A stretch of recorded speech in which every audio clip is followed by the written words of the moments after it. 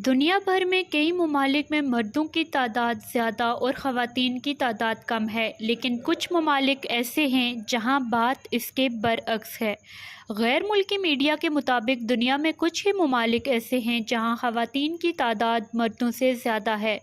Reports के मुताबिक Armenia में ख़वातीन की तादाद मर्दों से सबसे ज़्यादा है। यहाँ की कुल आबादी में ख़वातीन 55% हैं। यहाँ के मर्द मुआशी तंगी और बेरोज़गारी की वजह से मुल्क छोड़ने पर मजबूर हो जाते हैं।